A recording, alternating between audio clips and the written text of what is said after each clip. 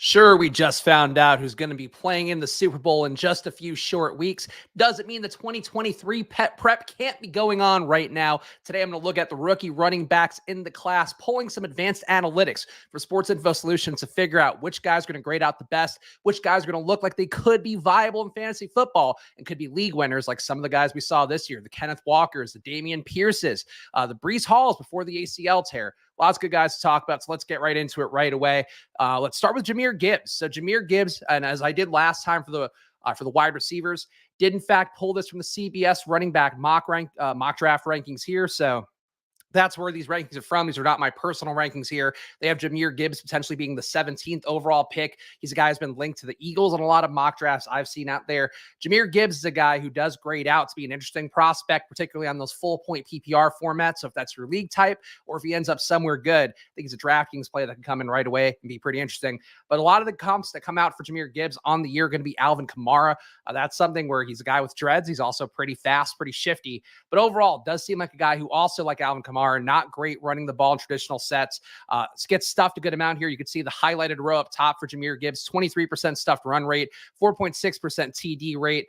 So not great numbers on that front. Alabama, as we talked about when we were discussing the QBs, Bryce Young. Overall, Alabama, not the world beaters they've been in the past. That said, we do know Alabama's the threshold for playing quality competition. So Jahmyr Gibbs on these fronts, you can kind of cut him some slack compared to some guys who we're going to talk about who played at a small school, like avoided tackles at a high rate at a small school. That's the kind of thing you have to downgrade when it's not a Power 5 conference, when it's not even close. The SEC is still the cream of the crop. Something to keep in mind with all that stuff.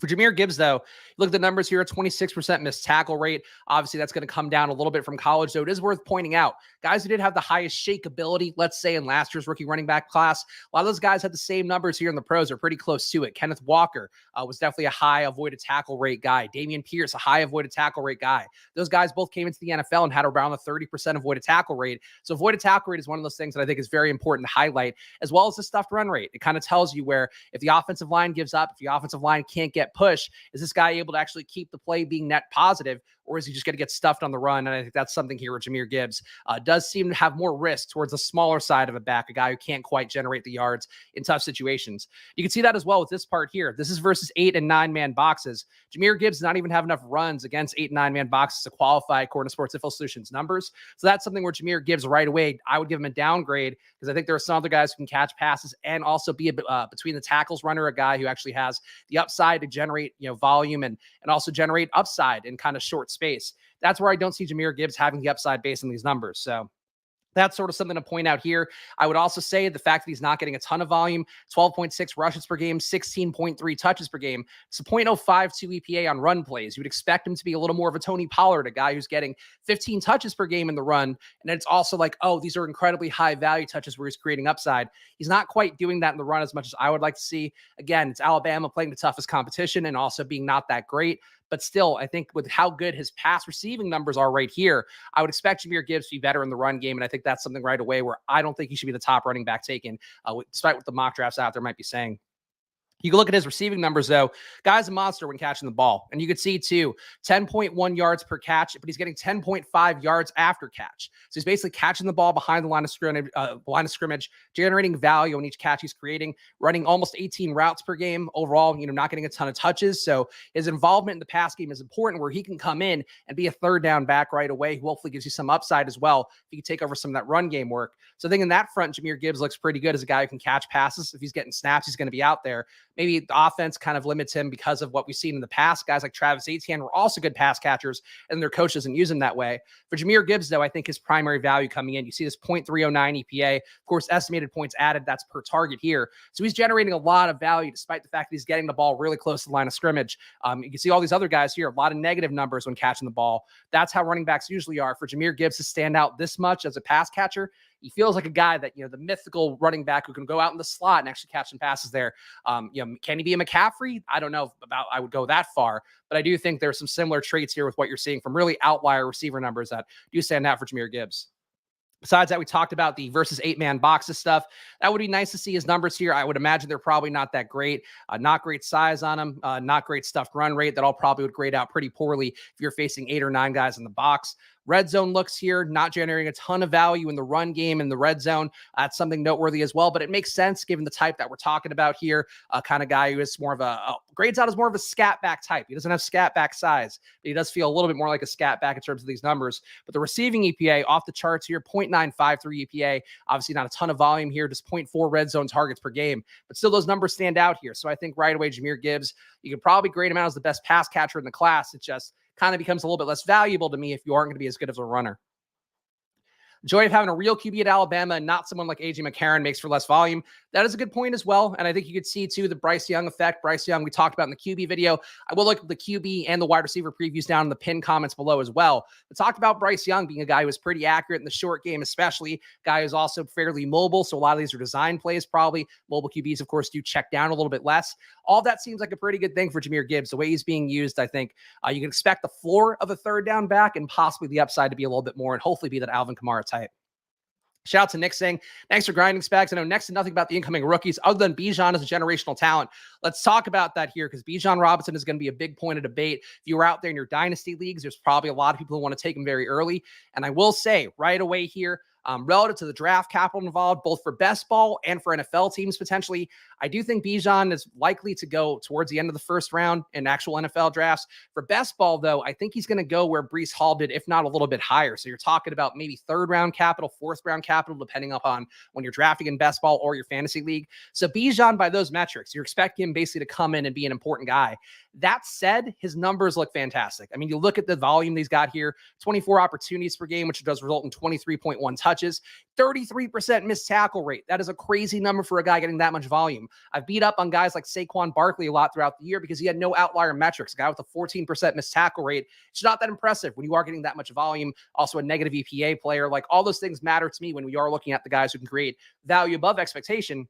For Bijan Robinson, all these numbers jump off the page. He's a guy that's a known quantity. You look at this, he's a 14% stuffed run rate. So he's probably seeing a lot of loaded boxes. So you could see here when they are putting 8 or 9 men in the box, 4.1 rushes per game. He's still got a 29% missed tackle rate. He's still only getting stuffed 22% of the time. Could he be a little better on that front? I think so. But when you pair in his pass catching skills, I think that's where he starts to get really interesting. 16.5 yards per catch. 11 of those are yards after the catch. So he's not just getting passes behind the line of scrimmage. He's actually getting out into the flats and catching passes and then still adding value on top of that. 0.396 EPA, going to be just about the highest EPA in this class, especially for a guy who has that much volume.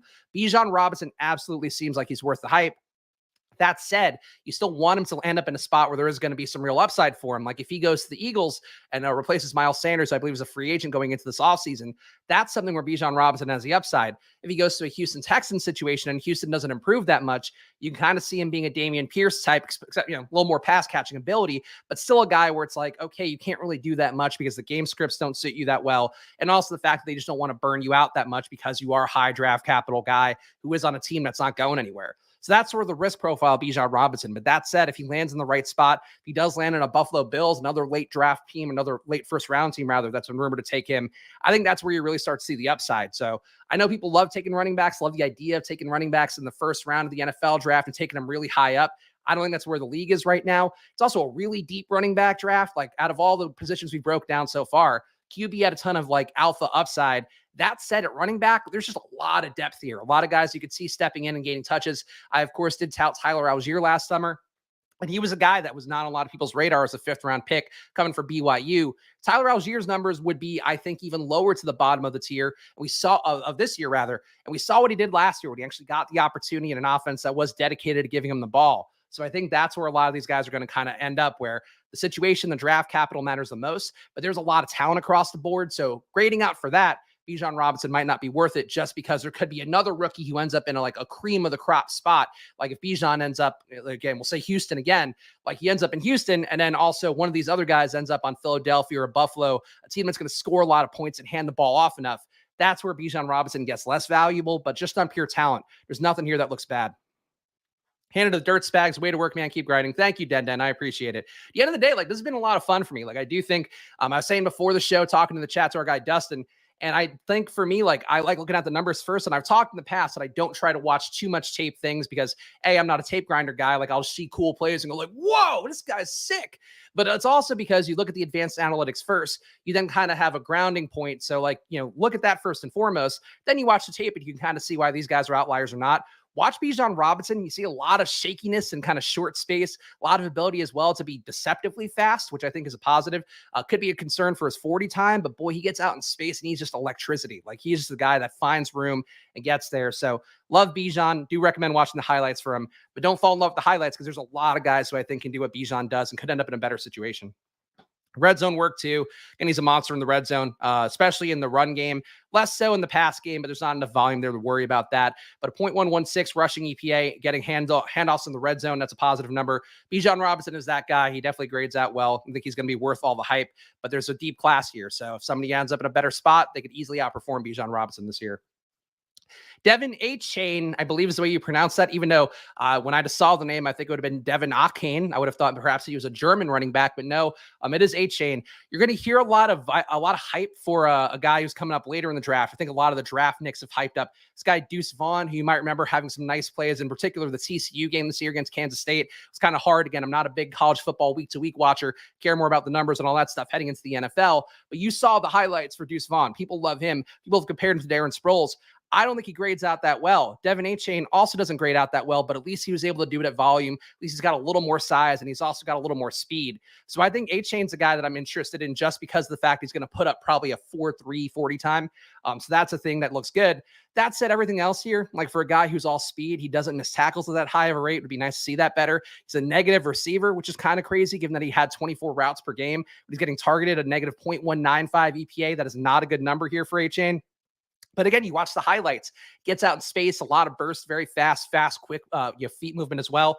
And the fact, too, that he's not bad against the loaded boxes here is kind of a positive. .193 EPA means that maybe he can be a better rusher than he was in kind of these traditional plays where he had just a .013 EPA.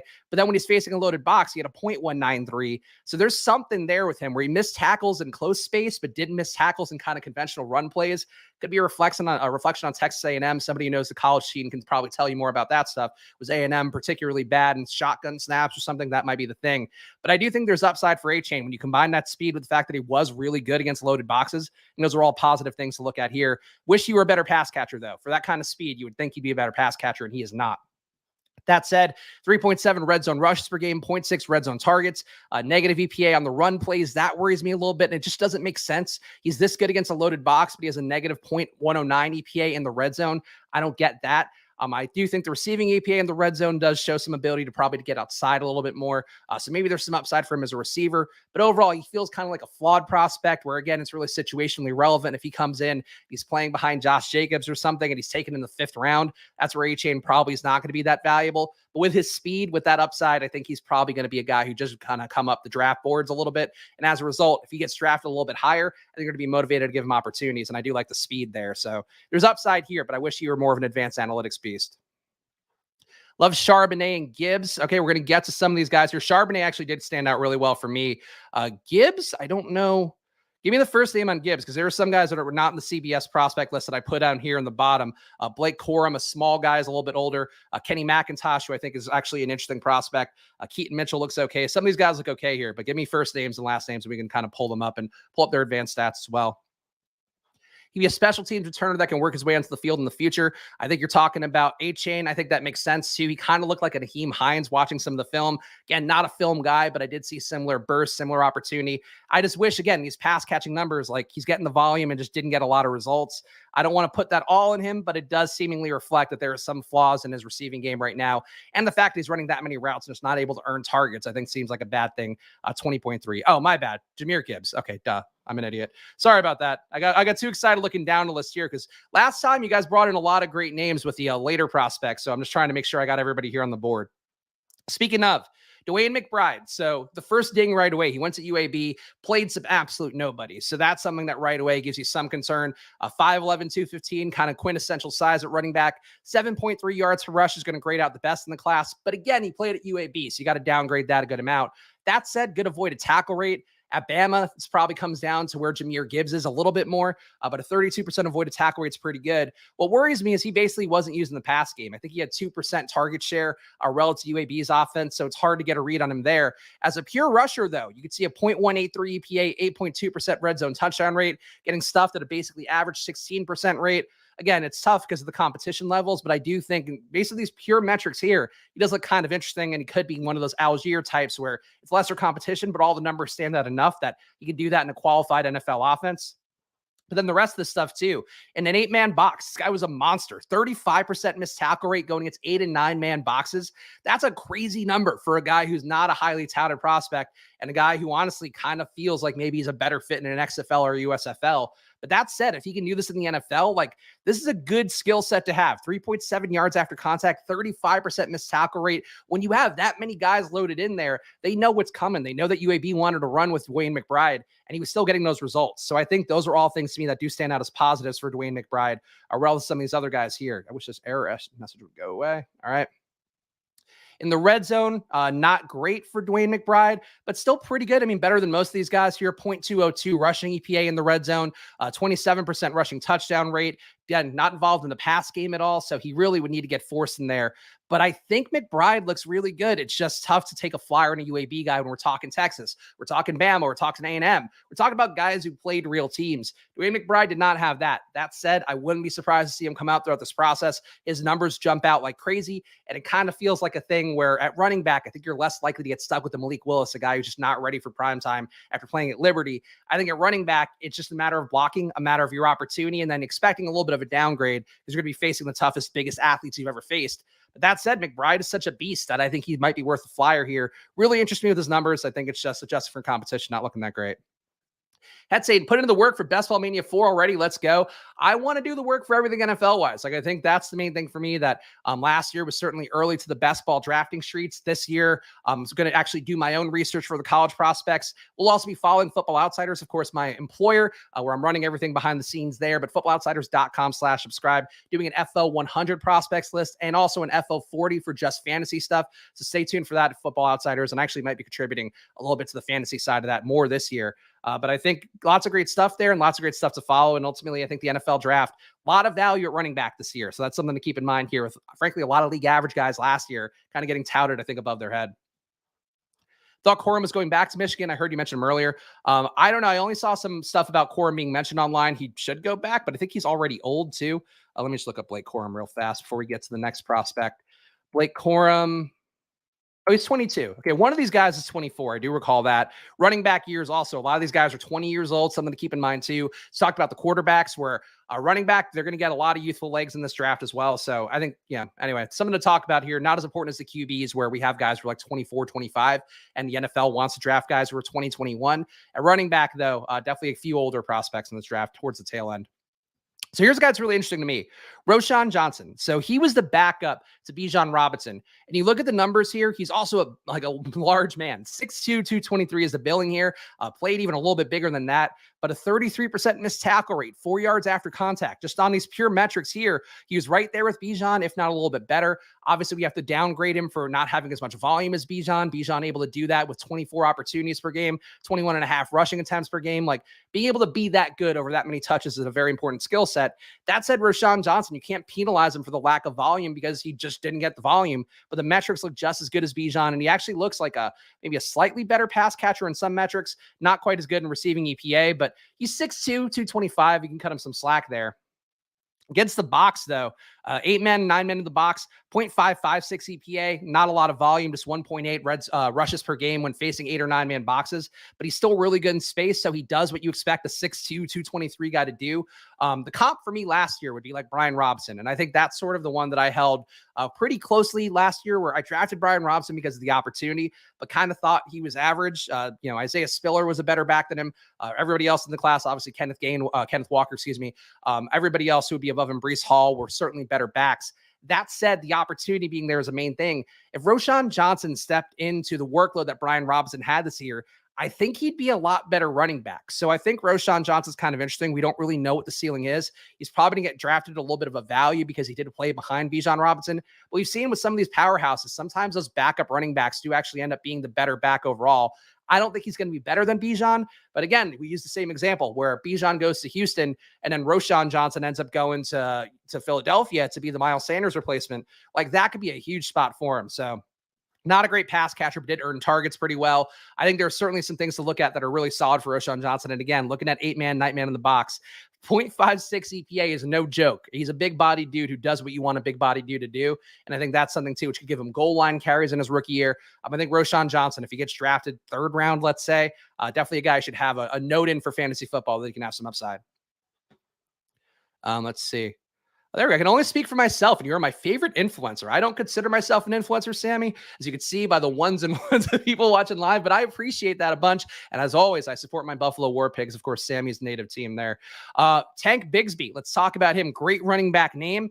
Decent running back stats, 28% missed tackle rate. So he's right there with the studs, a little bit lower perhaps, but he's playing at Auburn, so we can give him some word of an upgrade.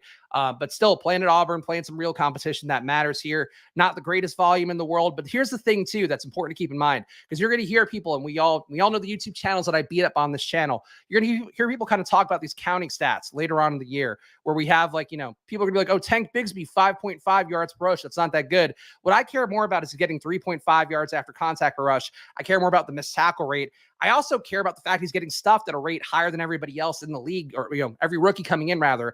24% stuffed tackle rate is not good for a guy who's got decent size. And again, his name is Tank. Like I want Tank Bigsby to be a guy who's going to run that pile and make it move. And I don't think he's that guy. Negative EPA versus 8-man boxes here. Obviously not super negative, so that's fine. But still, he was seeing him a good amount. He's not missing tackles. He's not moving the pile. All that stuff looks pretty good to me.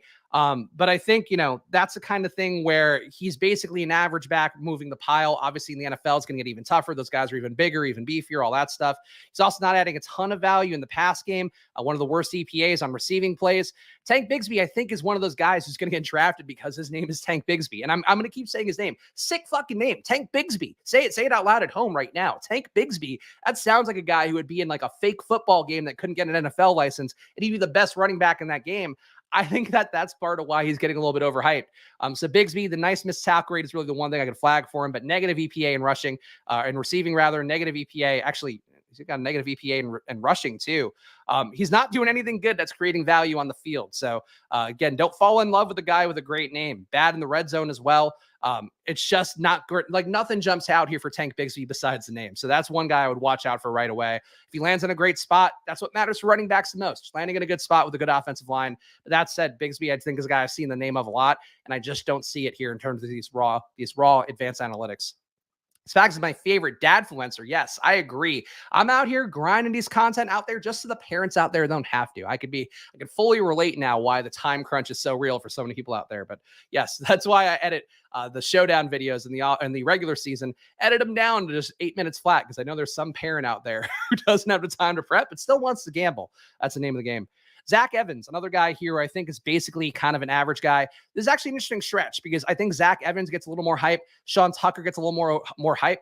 All these guys to me just kind of look like average-ish backs, maybe a little bit of upside. Zach Evans, a positive EPA here, 0.115 EPA on run plays. Missed tackle rate of 23%. Like that's okay. It's nothing to worry about, but it's not like an outlier number.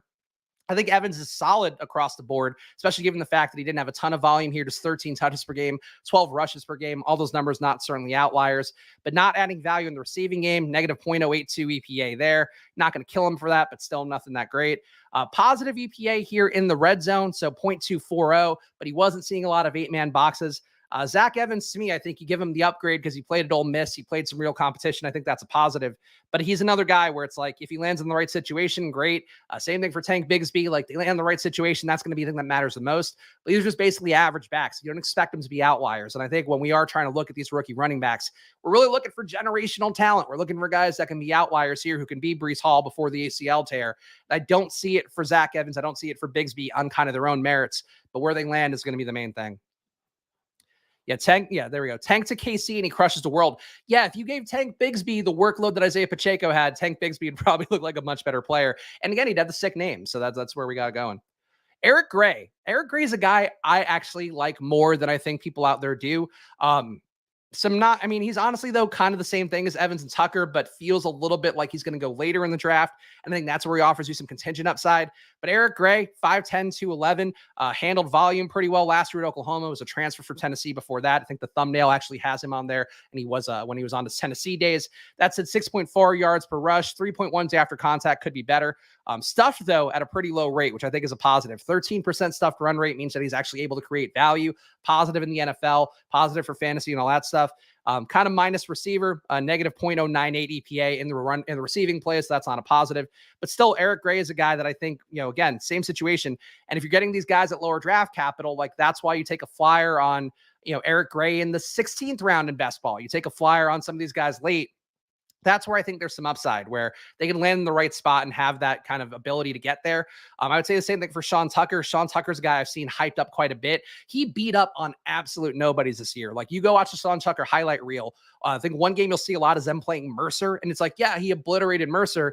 That said, he's just kind of an average running back. 18% missed tackle rate, 2.5 yards after contact, gets stuffed 18% of the time.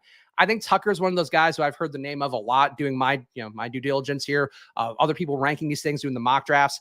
I think from my perspective, Sean Tucker is not a great play and not a guy who's going to jump out meaningfully unless he lands in the right offense. But I do think Zach Charbonnet is actually like a really interesting prospect here. So he's a big dude, 6'1", 220. You can watch him play, and he plays like a big guy, except that he's able to actually catch passes. 0.221 EPA on receiving plays, getting 18 routes per game, earning some targets, a 24% target per route run rate. Those are very positive for a running back. And then also the traditional run plays, he's getting just shy of 7 yards per rush, but his 7 yards per rush is going to be better than some of these other guys because he's getting 3.5 yards after contact. So, Dwayne McBride going to be that level, but he played at UAB. Charbonnet played some real people at UCLA and had some outlier games as well, like beat up on Utah, beat up on teams that actually were really good this year. So Charbonnet, I think, is like a potential star in waiting. Again, the Brian Robinson comp, you give Zach Charbonnet, Brian Robinson touches. I think they're a lot more productive. I think they have some upside. Would be nice to see him miss tackles a little bit more, but I think it's hard for me to not imagine Charbonnet landing with a role in the NFL for a few years. So dynasty-wise, like, he might not be a superstar, but I think he's going to do everything well enough to have some upside.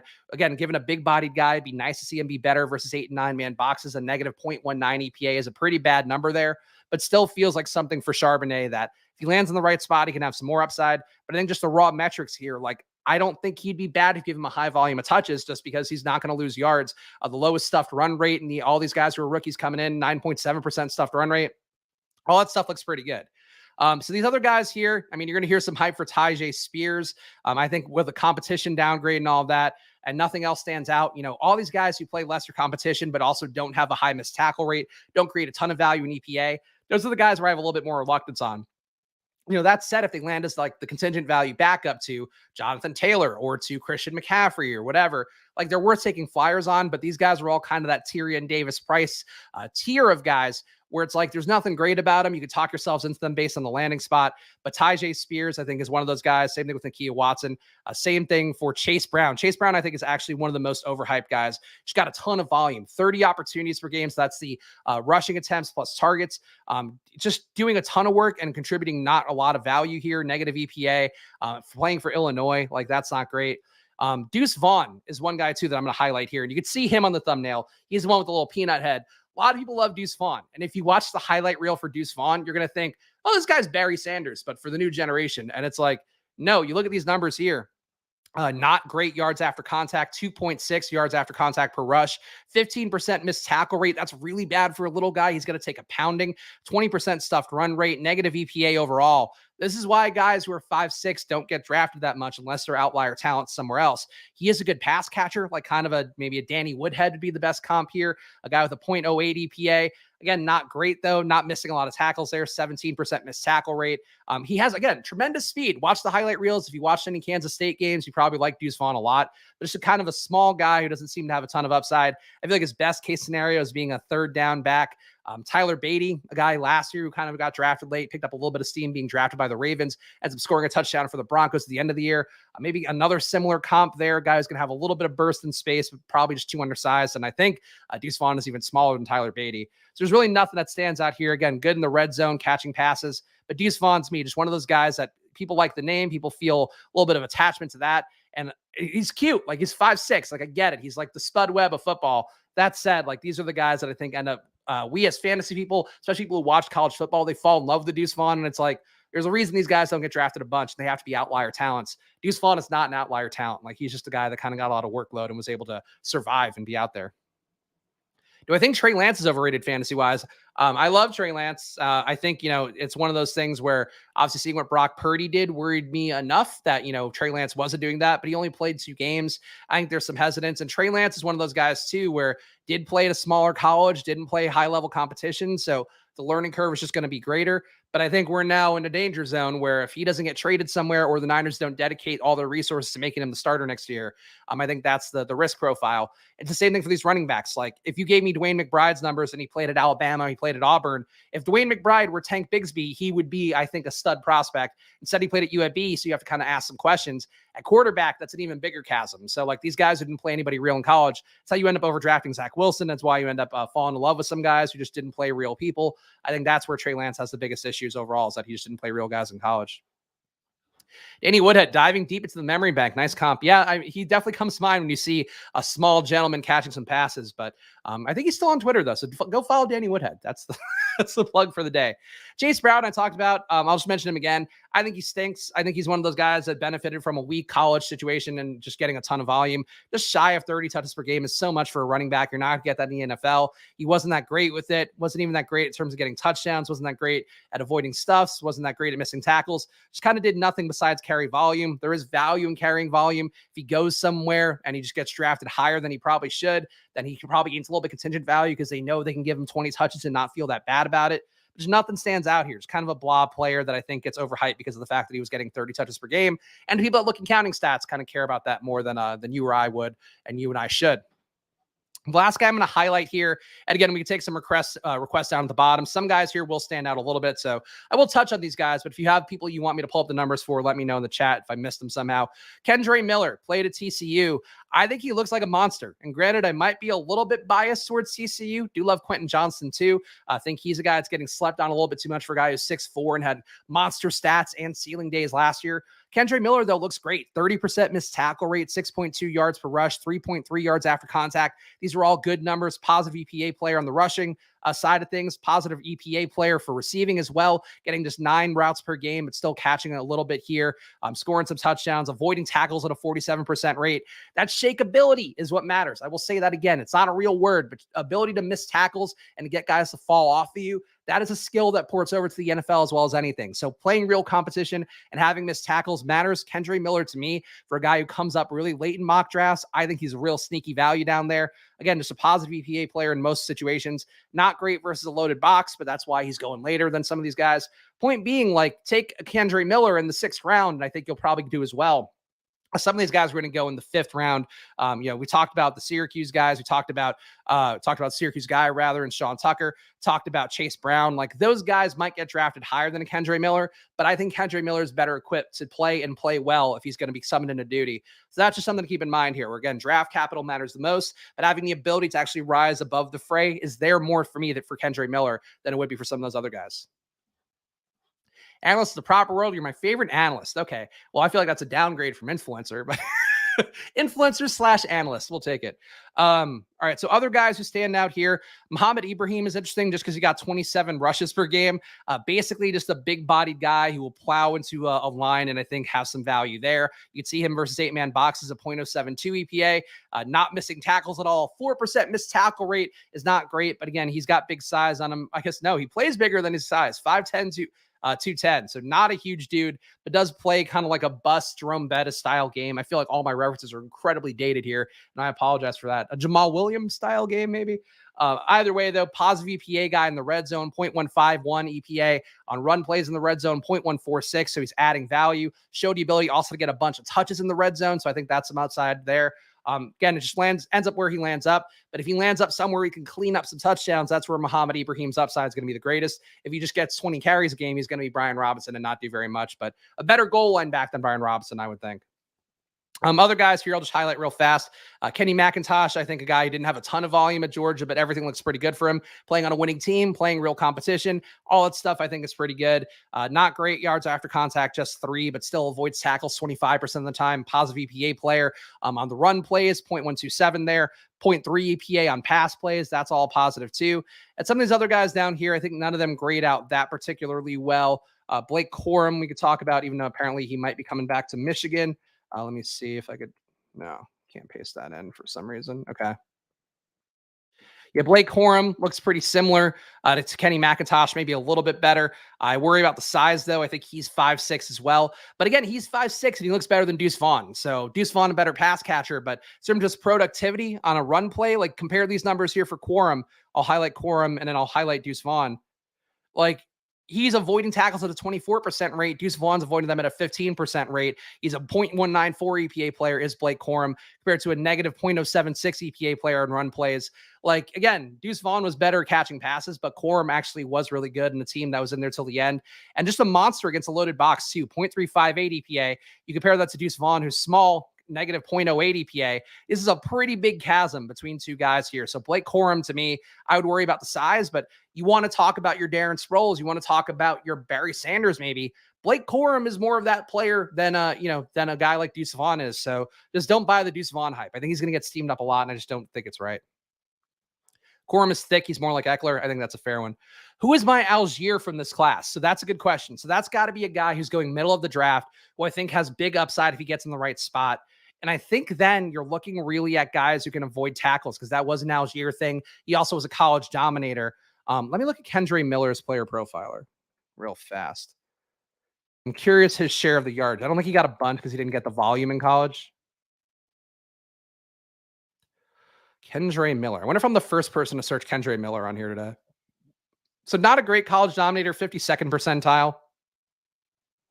I think relative to the raw numbers, I would say it's Kendre Miller.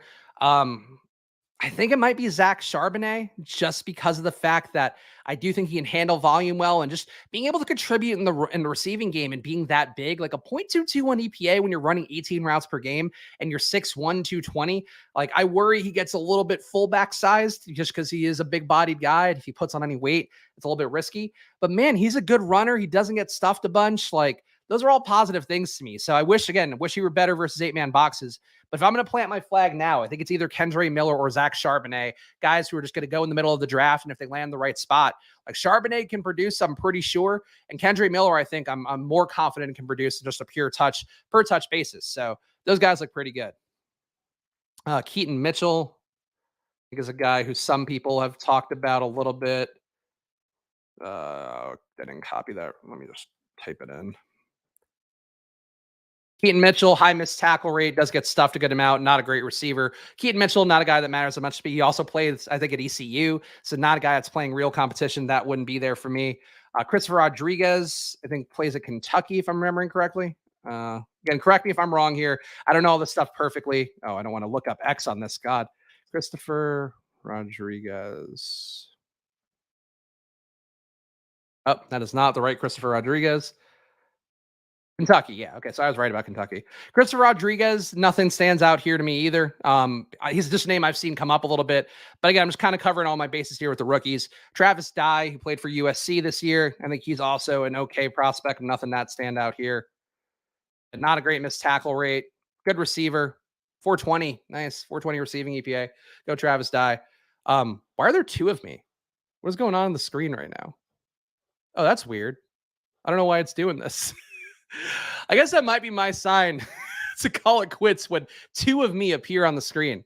Israel from Pitt looked good on tape. Let's look up Israel Abanikanda. I really have no clue why this thing is happening with two of me on the screen, though. But boy, you guys are blessed. You thought I was influential before. Two of me on the screen is going to look even better. Looks cool. Yeah, that's how I'm going to get my YouTube views, doubling up on the amount of Spags. Oh boy, terrible missed tackle rate. 13% missed tackle rate.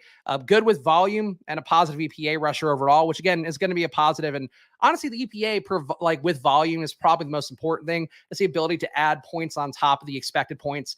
Like that's something that I think does matter. But boy, you see that at low missed tackle rate. Like this basically means that he's just going to get smashed over and over again for this, when he's in the NFL. Like you can do that at Pitt, you can get away with it. In the NFL, though, you're gonna get hit a lot. Like, and he's not doing great after contact anyway. So that's something with Israel Abanikanda. Boy, that is. I hope he doesn't become a good player just so I don't have to say that name over and over again. Nothing here grading out that well. Good against 8-man boxes, which again, good skill to have. but nothing else here looks great. I just would like to see him be more of a missed tackle guy, just because that's the one thing can port over. If you're trying to be just like a pure bull running back, I think that's where it's like, okay, like, can you do it in the next level? I don't know enough about Israel Abani-Kanda to feel good about that. So, but good in the red zone too, 0.231 EPA in the red zone. So I could see the merits here. Just you see that low missed tackle rate, and it's just like, God, this guy's going to get smashed over and over again. So he's got to have good size, going to have the ability to kind of absorb some blows. Oh, when I was doing Excel hotkeys, it was changing my video feed. Good to know. Good to know. Yeah, I'm really confused as to why. Oh, you know what? I think I know why. Hold on. Let's see if we can. There we go. One Spags. We are now not an oversaturated Spags market. We are back here. All right, guys. So I think that covers it out pretty well here. Yes, please, let's get the likes up. Help me out. Hit the like button. Let me go to the soul screen of myself here. Of course, Splash Play continues on here. Would be nice to have some best ball drafts. Are not out yet. Possible we do some 2023 way too early stuff on here coming up, but figuring out the schedule in the offseason. Of course, the flagship shows with me and Pete still here every Friday. I'm going to grind out the rest of these positions. We have tight ends coming up next, and then it's going to be my rookie rankings. Then we'll do the full season rankings for everybody. Lots of stuff coming up here on Splash Play, and you can see from this video, I put my full ass into everything and try to give you guys the best data that I possibly can. So please subscribe down below. Please hit the like button. Leave a comment as well if you have any questions or guys that I missed. Feel free to point them out to me. I appreciate that a bunch. Follow me at Chris Spags. Follow this show at Splash Play Pod. And of course, please come back again real soon. Maybe tomorrow. I don't know. I'll have something else coming up here one of these 2 days, but I appreciate you guys. Way too early means never too early. Good point. That's a good way to look at it, Sammy. Ever the optimist. Appreciate all you guys hanging out with me, especially in chat. Come back tomorrow or Thursday. I don't know. Subscribe. You'll know when something's coming up. And I'll see you guys soon. Good luck out there.